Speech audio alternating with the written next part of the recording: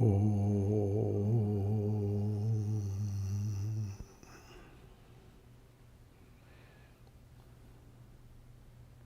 Sit upright.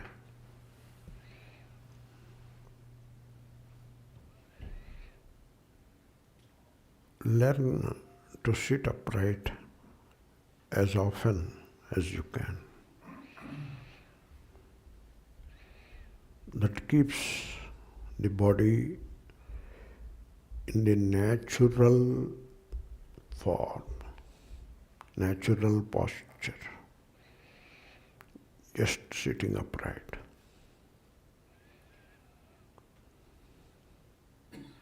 Improves lung function,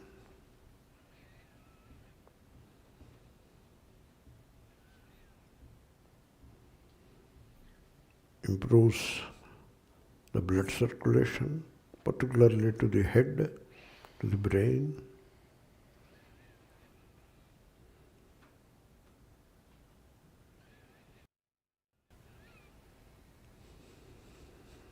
And therefore, there is a sense of vigor in the body, a vitality in the body.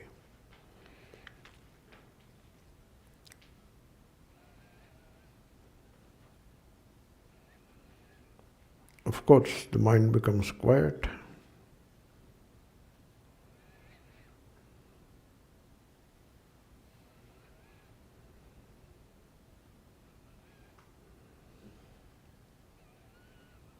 And there is a natural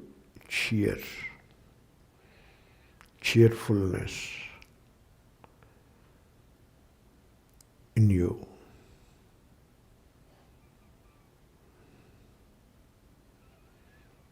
Now, this joy has nothing to do with the mind or the sense organs or the sense objects of the world.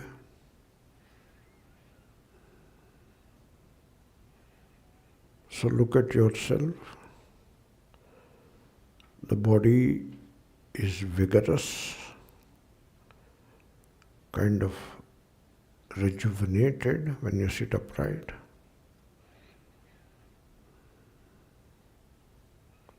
The mind is cheerful and quiet.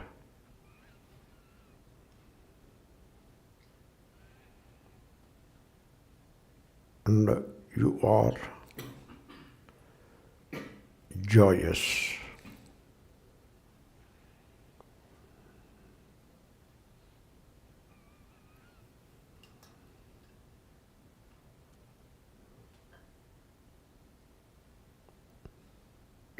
All of this has a name. Just check again. The body has a vigor.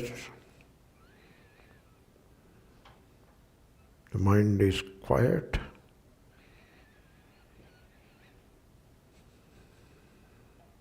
Naturally quiet, not forced to become quiet.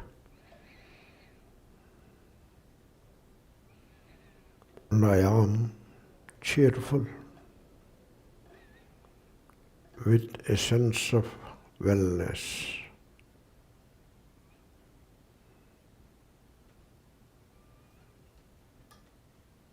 All of this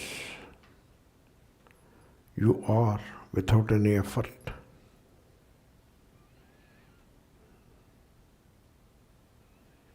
Even sitting upright is not an effort. It is a natural posture.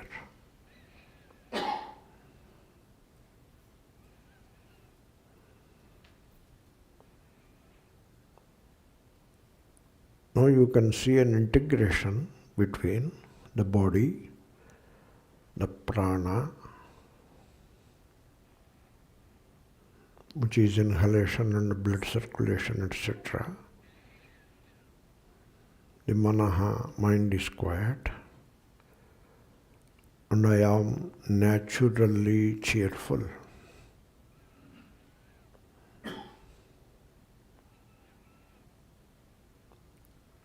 All this put together is called Shiva, the auspicious.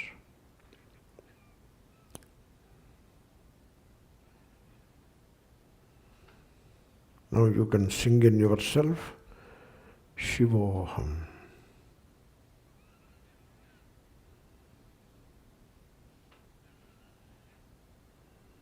Shivoham.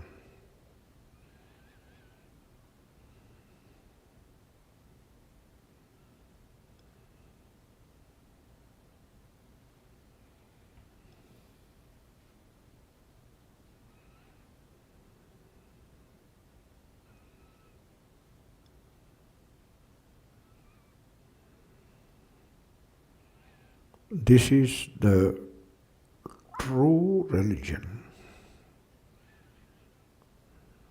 Shivoham.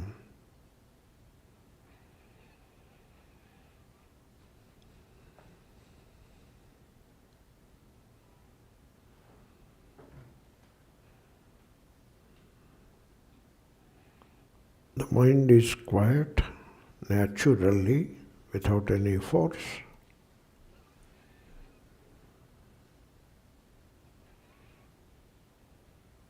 Now I can feel a sense of wellness in the heart.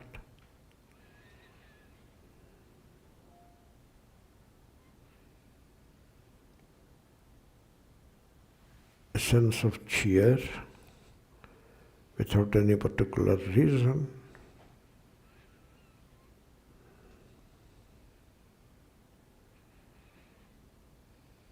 I can feel the sense of love in the heart.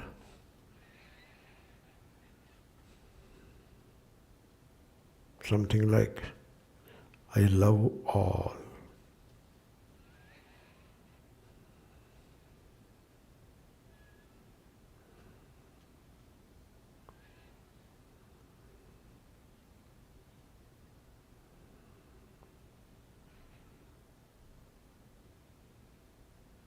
And you can feel the sense of divinity in yourself, the divine, the godliness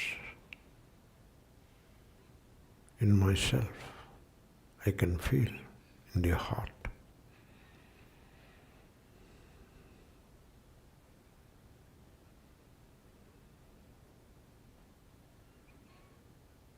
You can sing in yourself, Shivoham.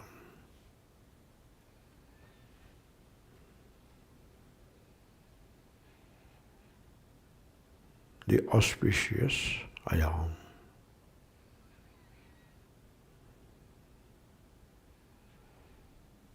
The divine I am.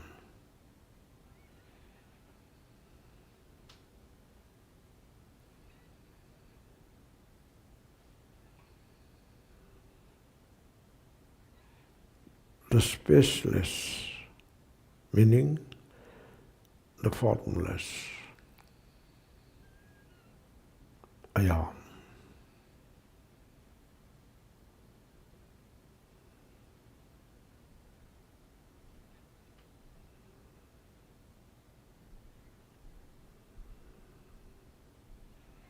And the timeless, meaning motionless, I am.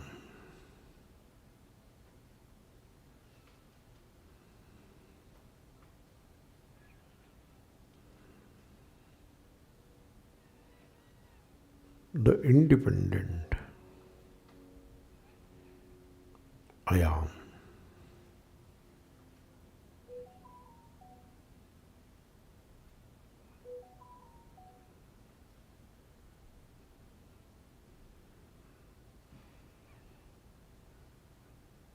The freedom to love.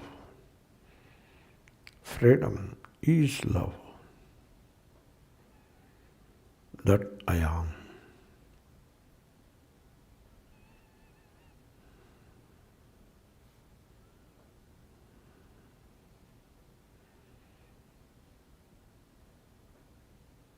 A heart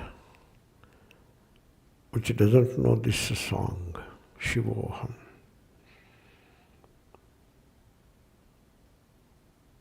is an empty heart.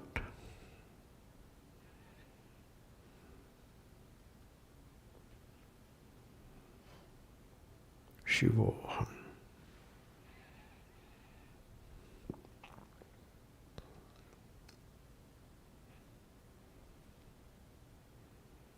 This is the real wealth. Shivoham.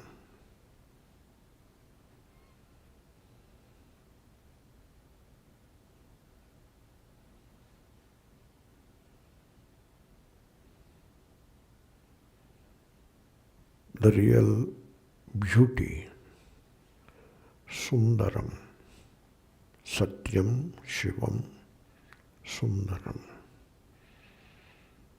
I am.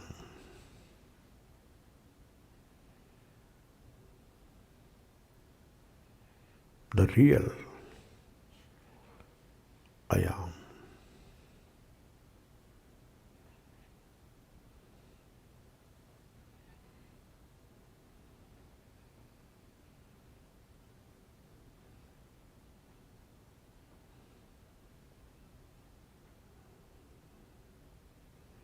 Without this song in the heart, life is a waste, a desert.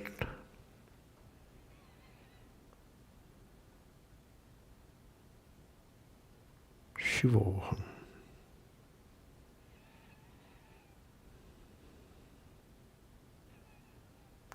Shivoham.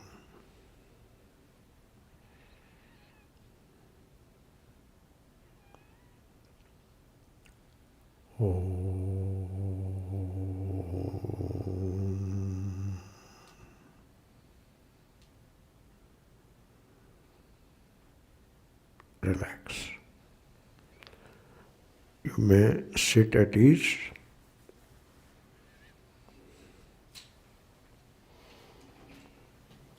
And just relax, which means just be quiet.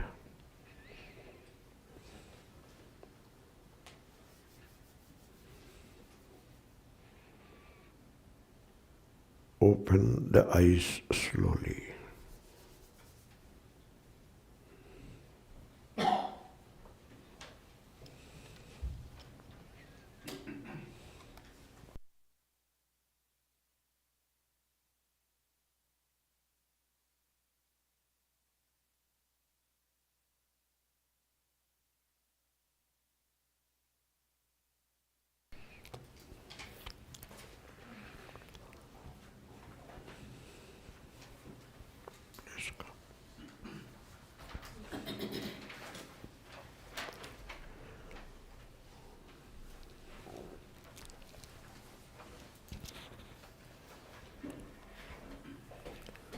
Om Shri Gurubhyo Namaha Harihi Om Shrutis Smriti Purananam Alayam Karunalayam Namami Bhagavatpada Shankaram Lokashankaram āvidyakaṃ śarīrādi dṛśyaṃ budbudavatkṣaram etadvilakṣaṇaṃ vidyādahaṃ brahmeti nirmalam. Body, mind, and a sense of identification together create the person, the ego, if you will. And then the person has a life, personal life. We have said a lot about it, but the blessed thing appears fresh every time. Personal life. What is personal life? You all know what is personal life. That is the life we live. And the personal life has a stake in wealth. That becomes a purushartha. The person has a stake in wealth. He wants wealth. For practical reasons, and also for reasons which are not so practical. For both ways. So, for practical reasons, you need $5, not $5 million. So both ways, the person has a stake in wealth. In fact, we all came here for that reason only probably, including the Swamis. Then the person has a stake in pleasures, and that becomes a purushartha.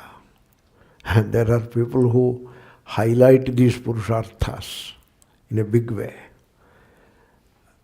Purushartha nishchayaha means you are very sure of what you want, what you desire. Artha is arthyate, ite arthaha, that which is desired. And three of them.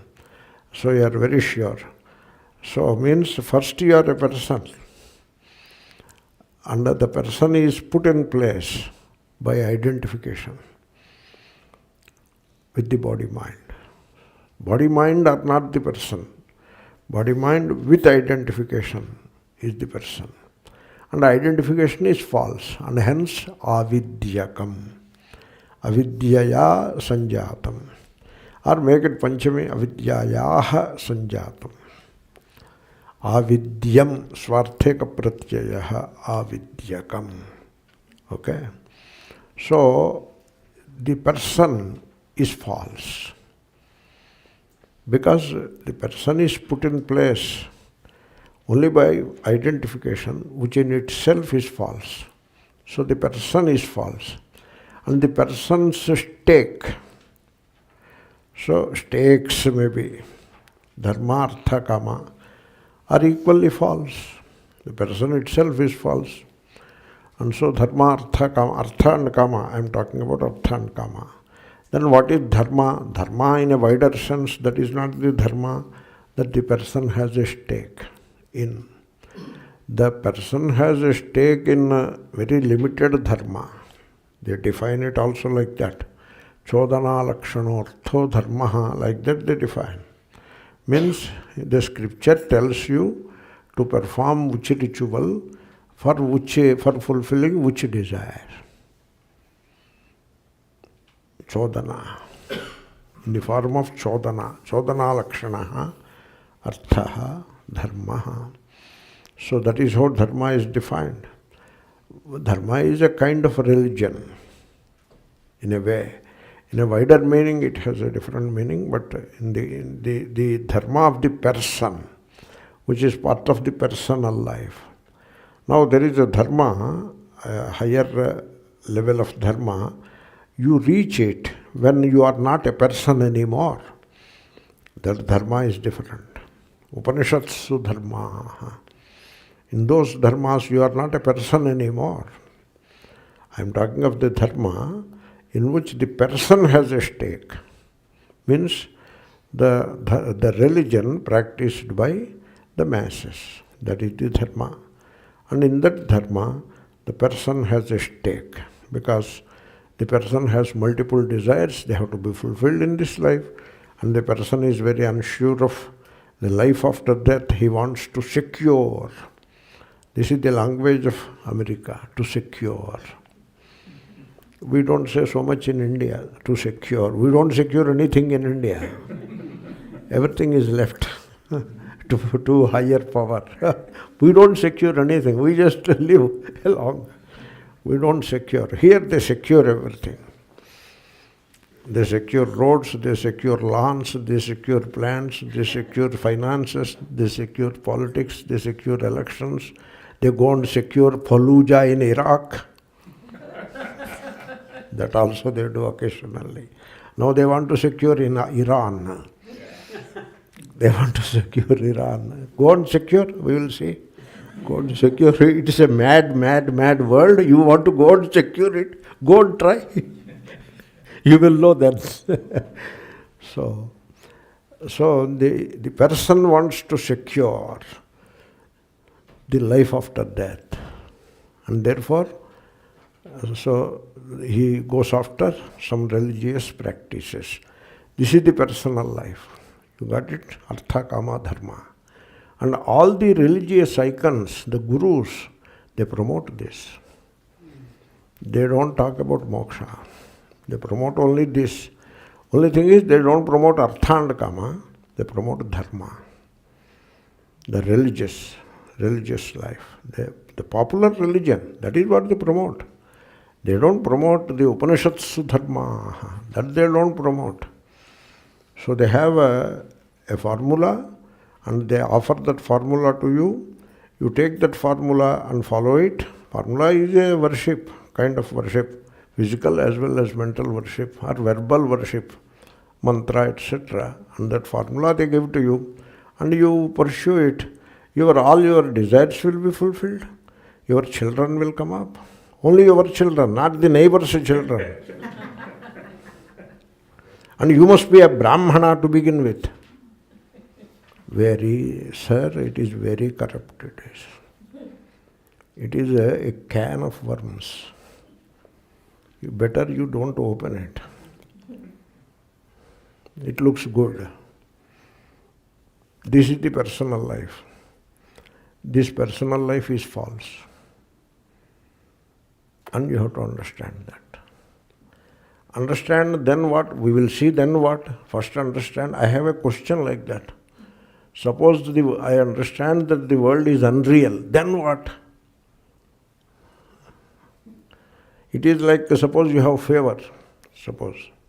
And I suggest I have a Tylenol tablet and I will give it to you. I have it readily in my pocket and I give it to you. What should I do with it? You take it. What will happen? Your fever will go. Then what? Buddhu. Then what? Kya hai? What do you mean by then what? Then whatever. That is not the point. Isn't it so? Then what? I need not answer that question. What kind of a question it is? Then what? Suppose my headache goes away. Then what? You are afraid of the serpent. There is no serpent. It is a rope. You know it. Okay, how do I know? Put a light there. Yeah, I have put the light. Yeah, it is not a serpent. It is a rope. Then what? Go and jump in the lake. This then what is a problem? Suppose I know that I should not be attached to my children. That is the question. I am answering the question in my own characteristic style. Please don't mind. Okay? That is a way of answering the question. Suppose I am now attached to the children. Therefore I suffer. But now I understand Vedanta and stop attachment. So I become free from attachment. Then what? Then what? You tell me, then what? I don't know. You tell me. So this personal life is false. And you have to understand it. Then what we will see? First you have to understand it. There is a name for it. It is called isolation syndrome. People don't pay attention to these things. They are busy with their artha, kama and dharma. Dharma in the sense of popular religion. They don't pay attention to such philosophical nuances. They are too busy with these things. Many people are too busy with artha and kama. Some of the religious people are too busy with their dharma, rituals and all that. That is all they have stake in. So they don't understand what is called isolation syndrome. That is what Shankara is talking about. That isolation syndrome, that is the āvidyakaṃ. You see, I was walking on the bank of a canal.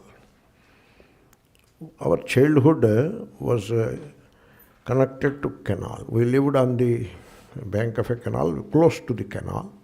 And as children, we go and jump into the canal. For us, there is no bathroom. The entire village has no bathroom. Bathrooms are not there. You have only two options. Take bath near the well.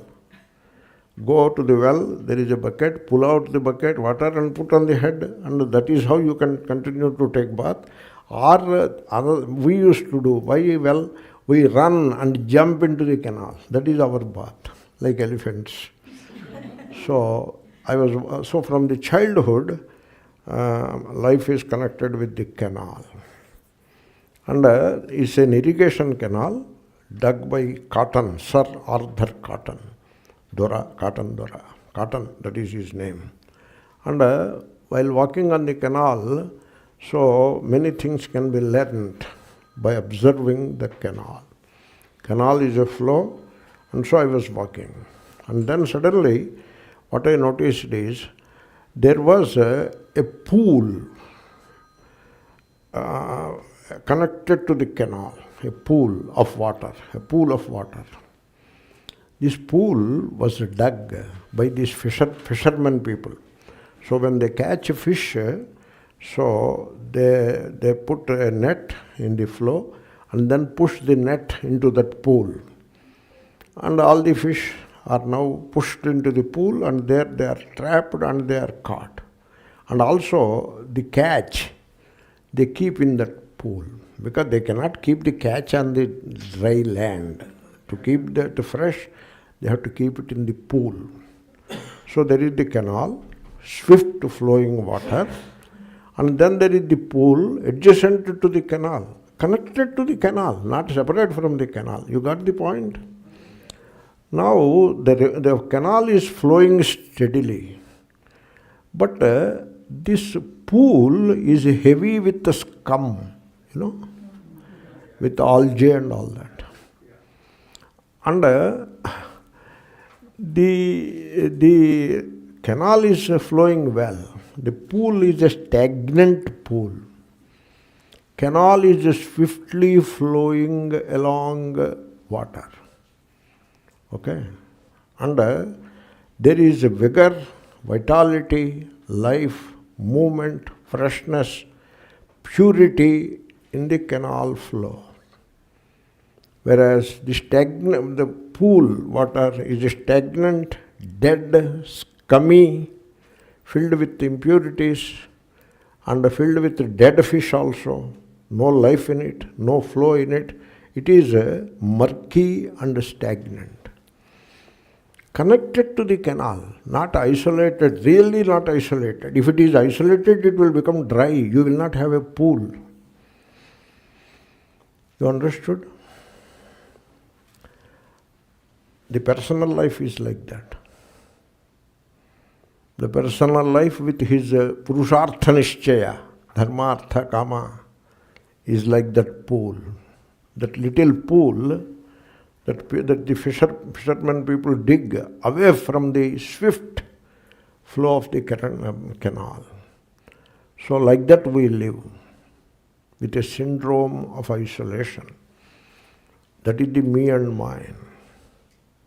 Me, the body-mind.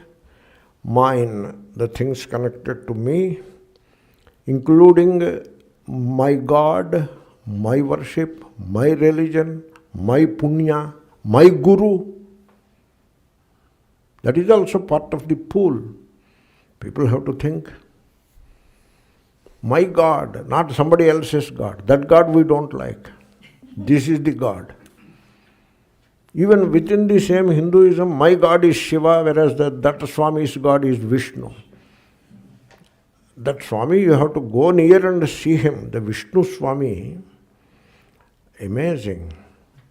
He is very hostile to Shiva.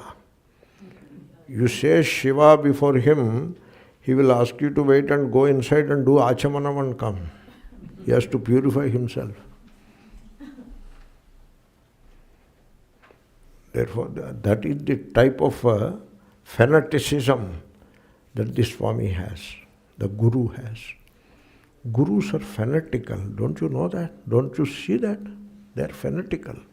They don't include, they push away. Hey, move on, move out, move out. They don't include.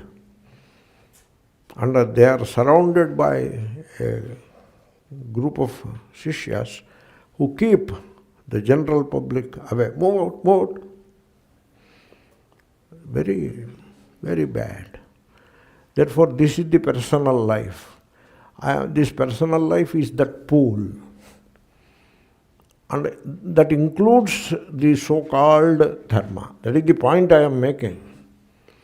And so, in life also we dig a little pool of our own. me and mine syndrome, then it becomes me and my family syndrome, and then it becomes me and my caste syndrome, and then it becomes me and my religion syndrome, and then me and my region syndrome. That is back in India, not here so much. Like I am Punjabi, I am Madrasi, I am Andhra, I am Telangana. Me and my region syndrome. So this is how people dig a pool for themselves, away from the swiftly flowing life. Of course connected, but away. Connected yet away. And they stagnate in that pool of me and mine, which is called personal life. And they call it existence. This is stagnation, people call it existence. They barricade themselves in that pool with the family, with the family members, with their desires, with their ambitions, with their fears, with their gods, with their forms of worship in that pool. And there we die. People die in that pool. They allow life to go by. Life is flowing swiftly. They allow the life to go by. And they don't know what is swiftness, what is vitality. They don't know. And they don't know that the depth which the river or the canal has. Pool is very shallow, It is not deep. Only your feet will... it will touch the ground. And they don't know the depth of the people who stand in the pool catching their fish. What do they know about the depth of the flow of the canal? And there is an extraordinary vitality in life, extraordinary beauty in life. People who dig a pool for themselves and live in that, they don't know that beauty. That's why they go after physical beauty. For them, so some of these things, the outer forms of religion become extraordinarily important. Outer forms of religion. This I hear all the time. So the door is closed. The temple door is closed. We are sitting there and waiting, or doing some bhajan and waiting. Then the door opens. What is going on inside? They are beautifying the God. Buddhas. They beautify the God. You beautify the God? You living in your personal life pool? You beautify the God? You don't know what is beauty. So this is how people live. And people think, they are sure, their gurus tell them also that this pool existence is right. That is how we have to live. So, very sad, a student was coming to my class. Vedanta, not my class, I don't own the class. I don't own anything. They were coming to the Vedanta class. Then the Guru told them, don't go to Vedanta class because that Vedanta will spoil your life. There is a name for it in Telugu, Metta Vedanta. And they will tell that you are not the body-mind, you are not the karta-bhokta. Then you will stop the rituals and it will spoil your life. Can you believe it? The advice given by the Gurus. Very sad.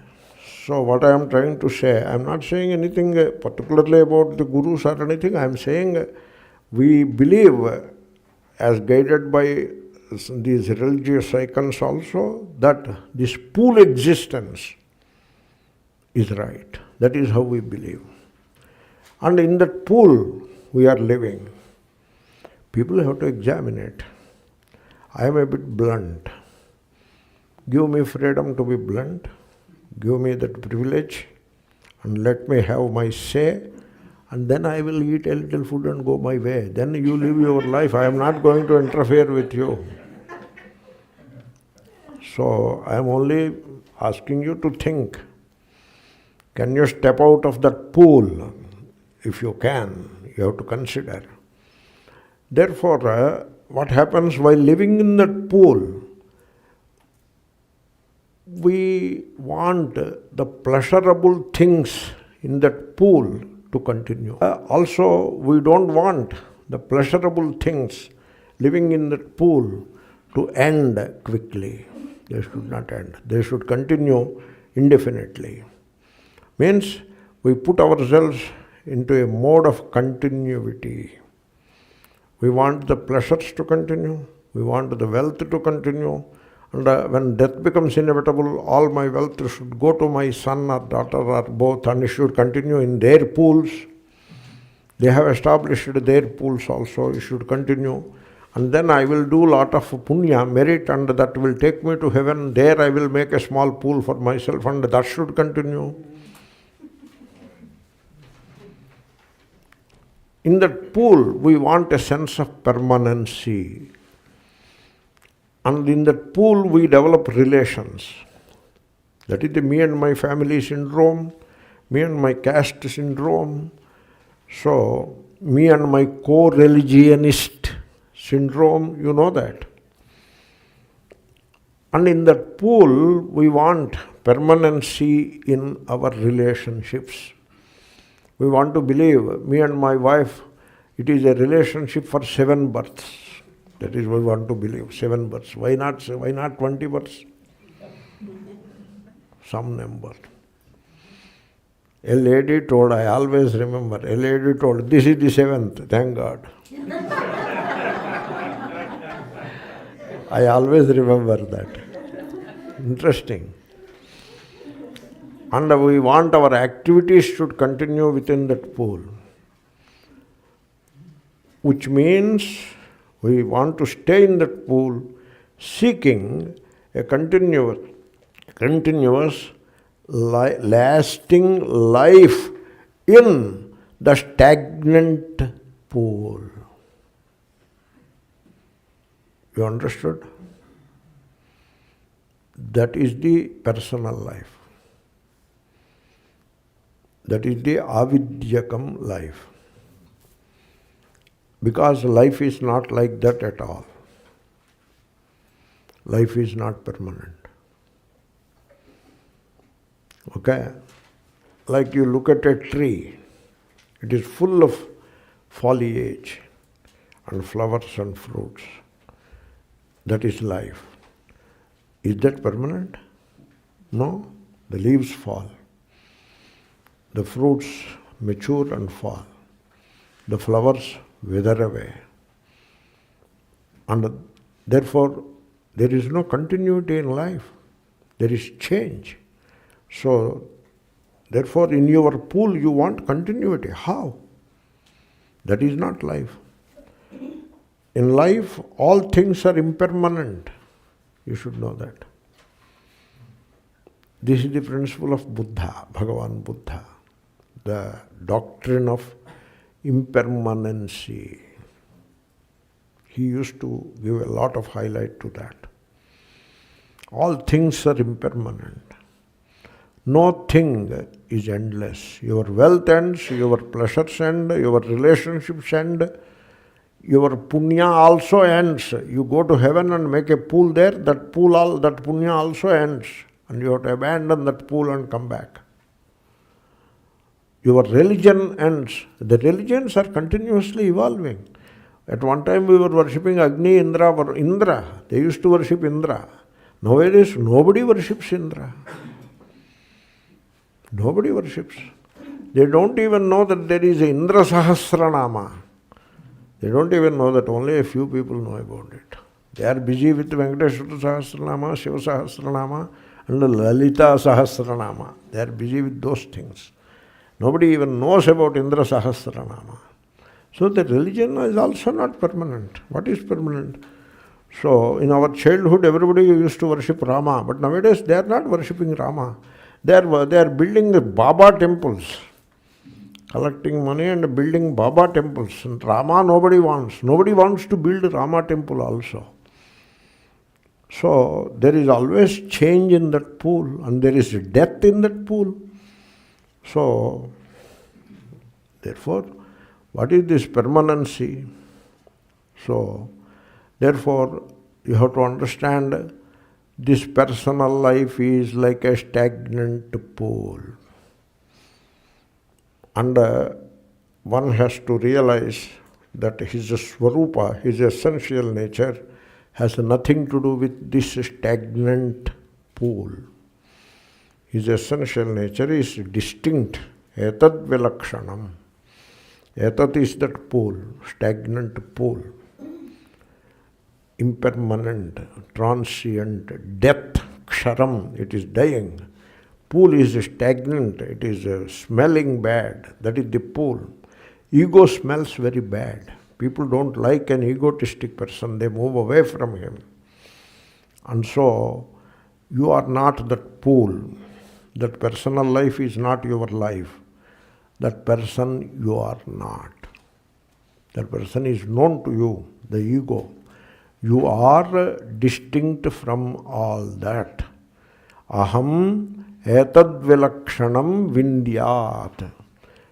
Aham brahmeti nirmalam etadvilakṣaṇaṃ vidyāt.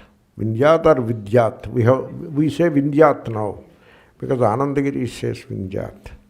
So one has to gain this vision. It's a vision, an understanding. That is what you have to gain. Shankara said in one place, Vida labhe, Vida jnane, Vida praptau, labha, there is another dhatu, labha, gati, prapti, moksha, all mean the same. That is how the language goes.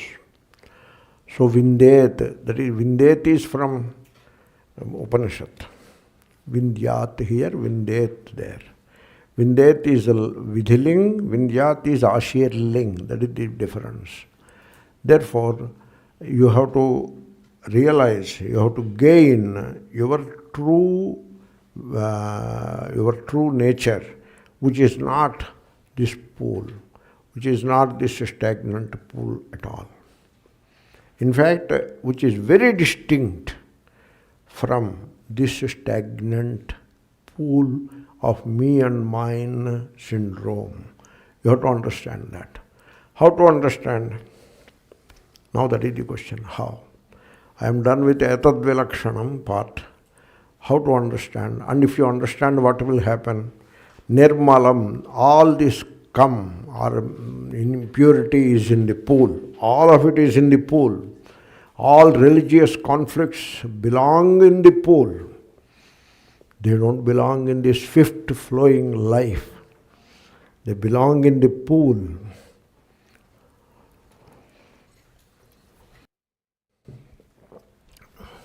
They are eternally fighting with each other. Advaita, Visishtadvaita, Advaita, eternally fighting. Everlastingly fighting. That is not part of the swift flowing life, it is part of the pool only. So how to come out of this pool? How to come out? You have to come out. And when you come out of the pool, means when you step out of the personal life, you will be stepping out of the egotism in a way. When you step out of that egotism, you know what will happen? You will step out of time, because time is in that pool. You step out of space. Means you step out of names and forms. That is space. And you step out of time. Means you step out of birth and death. So you can step out. You have to step out. And when you step out, what happens? Aham Brahma. That is what happens. That is where I am driving the whole discussion. Aham Brahmeti. So, I was sitting with a Mahatma. Somebody came. A discussion was going on, and the Mahatma is talking with him. in the discussion, that person insisted, he was very sure, aham brahmanaha. That is what he is pushing. Aham brahmanaha. Means that is the quality of the pool, you know. Aham Brahm. He is not saying aham manushyaha. Aham manushyaha is a very expansive vision it is. But he is pushing aham brahmanaha. So, the one who identifies with the Brahmanism, the rest of the truth will defeat him.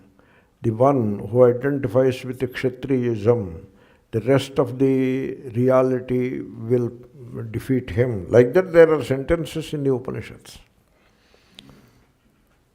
Yaha Brahmaveda, Brahmatam Paradat, Yonyatratmanaha Brahmaveda. Brahmanism is outside of me, is defeated by Brahmanism. Kshatram tam paradat. Kshatriyism is outside of me, he is defeated by Kshatriyism. Now what happened in India? Shudraism is outside of Atma. Shudraha tam paradat. Yonyatra atmanaha shudram veda. The Shudra is outside of Atma, he is outside of myself, he is not included. Now the Shudras are getting back. You know that? Shudras are getting back. Is it not so?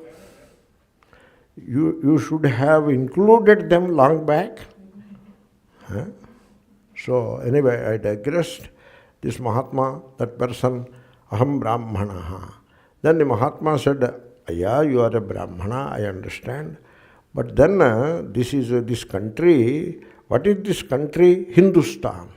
Means what? The country of the Hindus. Then who are you? Are you Hindu or not? I am a Hindu. But then just now you said Brahmana. Huh? And now you say I am a Hindu. Good. You have stepped out from the pool, right? But then how much effort it took for you to step out of the pool and declare yourself as Hindu? How much effort it took, you tell me? He thought and said, no effort is required. Good. It doesn't require effort. If it requires effort, you have to say it is difficult. How can you say it is difficult? It doesn't require effort. Then he said, yeah, I understand. Aham Hindu. He was a wise man and open-minded. Therefore he said, good, Swamiji, I am a Hindu. Then he said, there are other religions also in our country, not only Hindu. There are Christians, there are Islamic people. So they are all Indians, Bharatiya. So are you not an Indian? He asked. Then that man said, yes, I am an Indian. So now how much effort it took for the Hindu to become Indian? No effort. It doesn't require effort. In fact, it is the personal life which is stuck with effort. So much effort there to make artha, to make kama, to worship, to propitiate all the gods and goddesses and acquire merit so that you are eligible for heaven. That is all effort. What you call dharma is effort, motivated effort that leads to struggle and conflict, endless conflict. Therefore, in expansion, there is no effort required. Only understanding is required. All expansion is beauty, is nectar, amrutam. All contraction is death. Yadalpam tanmartyam yovai bhuma tadamrutam. So, expansion happens by understanding. It doesn't happen by effort. Now this expansion I will discuss and complete for today's class. The expansion is, let us start with the pool life. What is the pool life? Me and mine. Me and mine. You know a little mathematics? I take a model from Swami Ramatirtha. So the model is a circle. You know circle? Circle has a center and a radius. Radius, defines the curvature. If radius is small, curvature is more. If radius is more, curvature is less, right? Curvature or concavity, you can say that. Okay? Now, this is circle. Are you getting circle? There are what are called limiting circles. Means the circle, you reduce the radius, reduce, make it close to zero, limitation, limit zero. That is the point circle, right? It becomes a point. Got it? Then increase the radius, increase the radius to infinity, that becomes a straight line. Means infinite concavity, that becomes a straight line. Why Earth looks flat to you? Because the radius is big. It's a globe, but the radius is big. Concavity is big, that's why it looks flat. Right? So these are the limiting circles. You got it? The pool is other end of the limiting circle. And Aham Brahma is the other end of the limiting circle. You got it? So you start with the pool, me and myself, me and mine, that is the pool. Now you expand the pool. How do you expand? You get married and give birth to children. Now you love your wife and children. So the pool has expanded. The concavity has expanded. Now it is not me and mine. It is me and my family. Therefore the concavity, which was very narrow earlier, it has expanded. And that now includes my wife and my children. Me, my wife and my children. Suppose you identify with the caste. Then all caste people are included. Me, my wife, my children, and my caste people. Don't you see that? Suppose you expand it further to include all religionists. Castes are many, but religion is one. That is Hinduism. Whereas in Islam or Christianity, etc., there are many denominations, not castes, many denominations, but religion is one. Okay? In Hinduism, castes are many, gods are also many in a way, but it is one religion.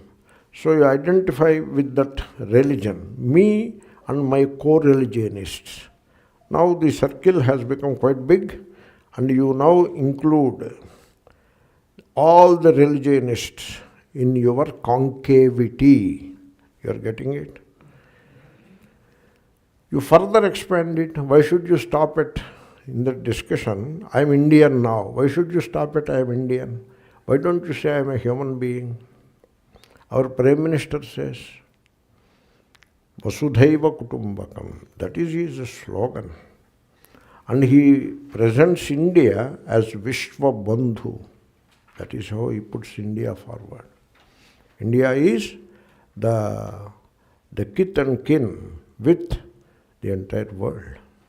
Vishwa Bandhu. In India, we don't say, God bless India. We don't say that. That is not how we say. We say, God bless all. Huh? Sarve bhavantu sukhinaha. That is what we say. We don't hear the Nara, God bless England, God bless the king, God bless the queen. We don't hear such Nara. We hear only this. So we have that spiritualism. But at the same time we have very narrow me and my caste, that also we have. And we look at the other person as a low person because based on the birth or whatever. That also we do. So we do the Aham Brahma thing and we do the worst pool thing also. You see, when Narendra Modi ji performed consecration ceremony of the Rama Janmabhoomi temple, one Shankaracharya did not come. He is a Jagat Guru. What is this Jagat Guru? they don't allow anybody to come near except a few select people of a given caste, but present themselves as Jagat Guru. What is this Jagat Guru thing? And there is a big controversy about Jagat Guru between Vaishnava Acharyas and these Acharyas. Big controversy was there. So they pulled me also into that controversy. I gave a small talk on this Jagat Guru thing. So that Shankaracharya is a religious head, one of the four. They flaunt, we are four. They tell, we are not five. Please note, that also they tell. Amazing.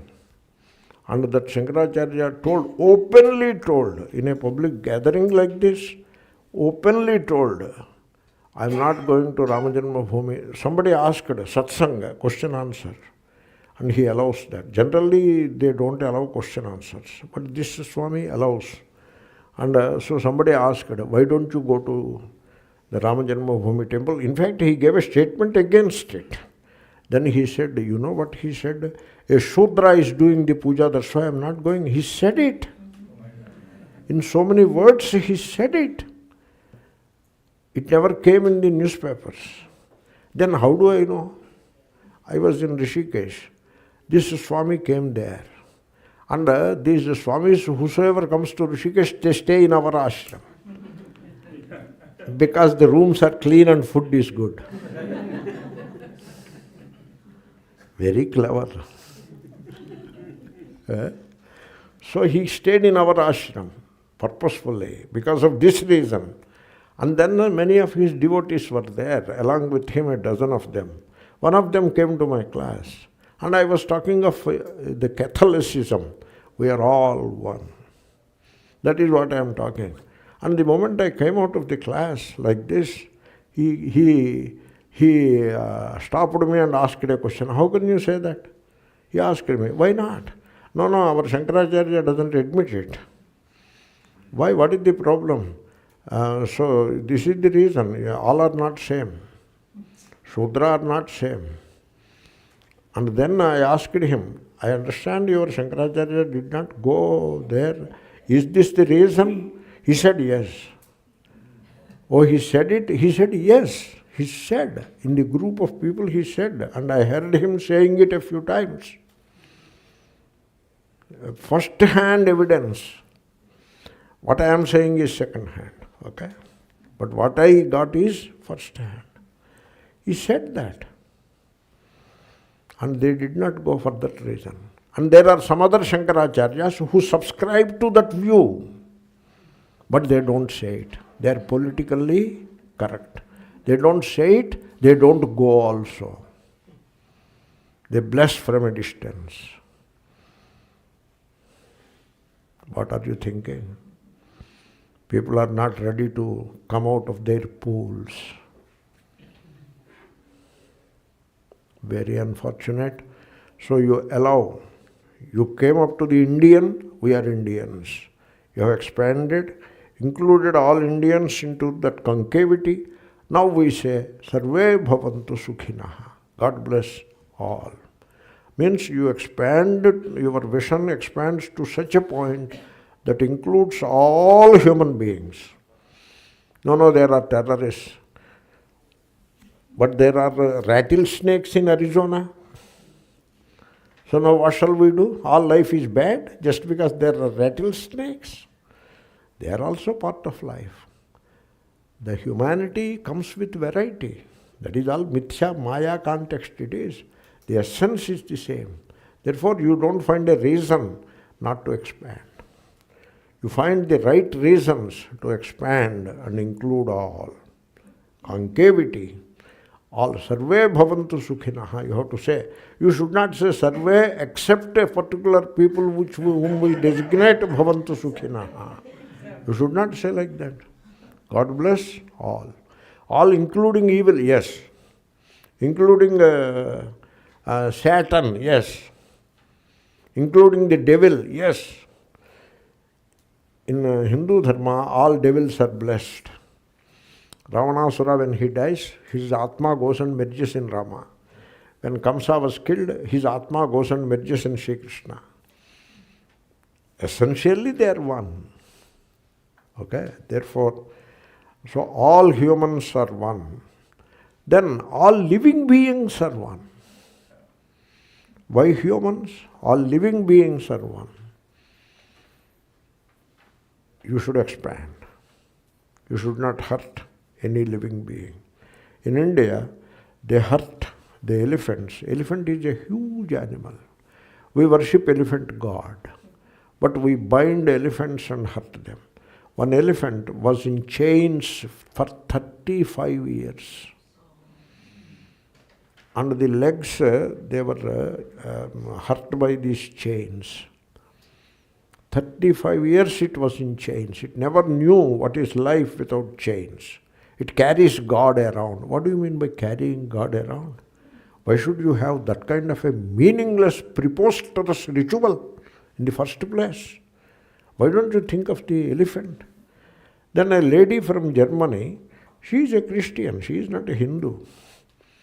She came. She loves elephants. She waited for them to sell that elephant. They won't sell. But finally they sold it because it has become very old and it is not serving the purpose properly. There are young elephants have come and so they sold that elephant. They can give free. No, they want money. The temple people don't give anything free for that matter. I have a feeling like that. They sell prasada, but they will give elephant free.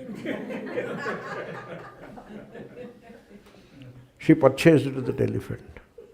And the first thing she said is, now papers are signed, money is given. Then she said, remove the chains. First time after 35 years, chains were removed. You know what? There were tears in the eyes of the elephant. Elephant was expressing its emotions of freedom. Then it was carefully taken to a rehabilitation center where the veterinary doctors have treated that elephant for 3 months in a more open space. And then it was carefully taken to the forest in Kerala and allowed to walk into the wilderness. And that lady was crying with joy. Is she not Aham Brahmasmi? She should belong to our religion. Is it necessary? She should worship the same God that I worship. Is it necessary? Not necessary. She is the true religionist. So all life you have to include. All life is myself. You have to step out of that pool. All life is myself. And finally you have to say, all existence is myself. That is called Aham Brahmasmi, all existence. Let us finish that Vakya. Aham ayam Brahma, all existence. Iti da etadvilakṣaṇaṃ, distinct from the pool life of the person, nirmalam, free from impurities, the Atma vidyāt. One has to gain by understanding. That is the verse. Let us finish the verse now. āvidyakaṃ śarīrādi dṛśyaṃ budbudavatkṣaram etadvilakṣaṇaṃ vidyāt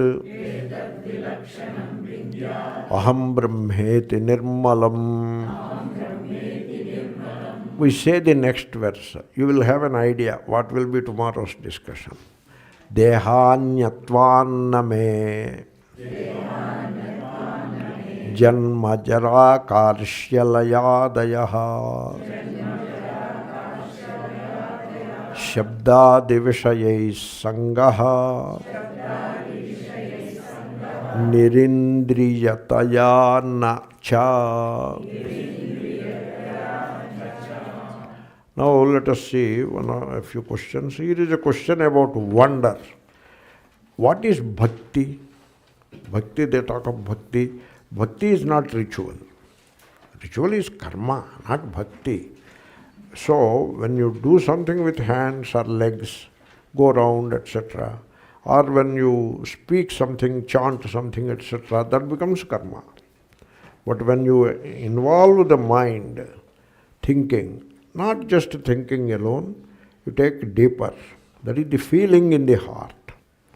So mind thinking, understand deeper, understanding, deeper, feeling. That is how you go. There it is called bhakti. Okay? So that feeling, that bhakti is described as the feeling of wonder. That is how bhakti is defined. You wonder at the glory of Ishvara. That is bhakti. Suppose there is no wonder in you. Ishvara is sitting before me like an image. The same image that I am worshipping for 20 years. My Guru also worshipped the same image. Is that a qualification? Means same thing repeated routinely, mechanically, day after day, time after time. You consider that a qualification? I look at it as a disqualification. Because there is no wonder left now. No wonder. It is the same God, same mantra, same puja, same harati. Na tatra suryo bhati na chandra dhara. What na tatra suryo bhati? Na tatra suryo bhati is a hymn of wonder. That hymn, wonder. Even the sun cannot illuminate it. Look at that. That is the wonder. Do you have any wonder in you? If you say no, then I would say there is no bhakti in you. No, we are doing many worships. No, that maybe you may be doing a lot. But there is no wonder. Wonder is bhakti. When you chant Gayatri, do you wonder? I always wonder. Why? Not that I am superior or anything. My wonder is, what is in the solar orb and what is here? How, my God, it is the same. How it is the same? How? That is the wonder. Do you see the wonder? That is the Gayatri mantra wonder for me. Okay? Therefore, Shivoham, did you wonder at Shivoham today morning in meditation or not? You must have wonder in you. That is bhakti. So, this wonder, it is only an expression. You cannot, the word cannot convey all the vision, all the feeling that is there in your heart. That cannot be conveyed in words, but still we said a one word. So the wonder is a beginning of inquiry. Yeah, you begin inquiry when you wonder. Like when you see a flower, you wonder, this flower is very beautiful. What kind of flower it is? Where from you got that plant? Like that you inquire. There must be wonder. You see, for me, a few things are there which do not make me feel wonder. For example, you put a bouquet of flowers on the table, I don't wonder. I don't wonder. But if you leave it on the plant, and I walk and I look at the plant, then I may wonder. You got the point? You decorate something, I do not wonder. But I walk out and look at the rising sun or the garden or the plant or the birds flying in the sky with a V shape, I wonder. So, that feeling of wonder. So, if you see this world with the sense of wonder, so the world becomes full of wonder, which is true. And the body-mind also, if you identify with it, it becomes a pool. But if you don't identify with it, you merge with the world. Body belongs to the world. Mind also belongs to the cosmic intelligence. Then it becomes a wonder. The moment you say my, it is not a wonder anymore. When you don't say my, it becomes a wonder. When you say my son, no more wonder, only attachment. A young man, there is wonder. Seeing everything with wonder. Everything means the Vibhuti Yoga is there in Gita. 72 Vibhutis, glories are pointed out. And when you look at any one of them, it gives a sense of wonder. That is how it is. For me, when I look at atoms, I feel a sense of wonder. When I look at molecular rearrangement, one molecule, without any outside impetus, by itself, it rearranges. It finds a different posture and sits in that posture. That is the rearrangement. I wonder. An electron excited, leave it to itself, it comes down and sits in the lowest orbit, lowest energy orbit. So this kind of a behavior in the world, it makes you wonder. And so this is a vision, and this discovery itself is a wonder. Is it correct? Yes. Is it correct is the question. The rest of it is all an explanation only. Therefore, it is really not a question. It is really a description, and we all agree with it. Okay? Then, you see, here is a question. It is not phrased entirely right, but then let me say, is it correct? Anandamaya kosha precedes the mind? No. Mind is manomaya kosha. Intellect is vijnanamaya kosha. Ego is anandamaya kosha. Okay? Ego that is seeking fulfillment. Ego that wants the pleasure. Pleasure-seeking ego. That is the anandamaya, bhokta. So, therefore, all the three put together, manomaya, vijnanamaya, anandamaya, put together constitute the antahkarana, the inner organ.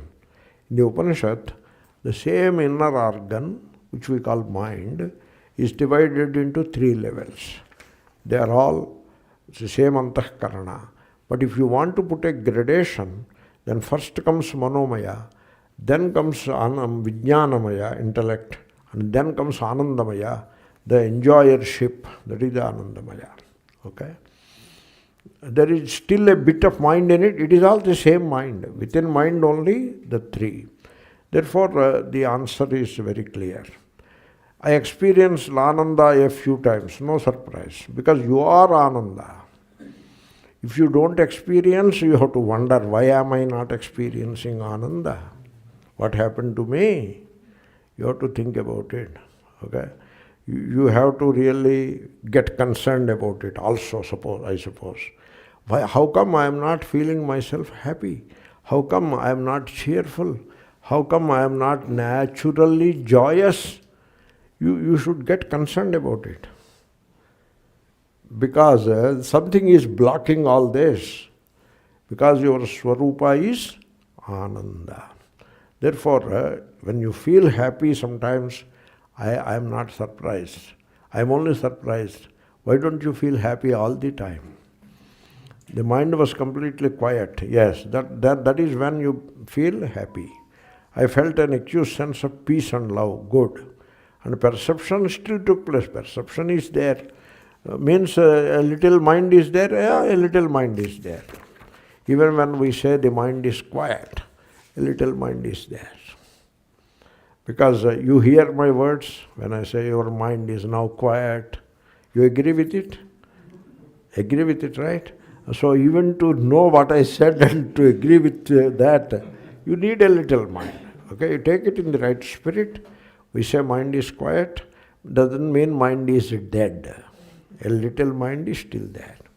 That answers the sixth. I thought you meant ego should subside when you are in... Anandamaya kosha. The self-seeking ego is the Anandamaya kosha. That should go away. Yeah. That is part of the pool only. Externally, it has subsided. Yeah, it is part of the pool only. It is not Brahma. Anandamaya is not Brahma. Anandam Brahma. Anando Brahma. Reflected. Yes, it is the reflection only. Not just a reflection. The reflection becomes ego which seeks pleasure for itself. That is the Anandamaya kosha, bondage. So the wonder is the equivalent word is Adbhuta. Adbhuta. And what is the equivalent English word for Ananda? Bliss. Just bliss. Bliss. Beatitude also you may try. Yeah. or capital H happiness. Why capital H? Because small h is used for a lower thing, that's why. Om Purnamada Purnamidam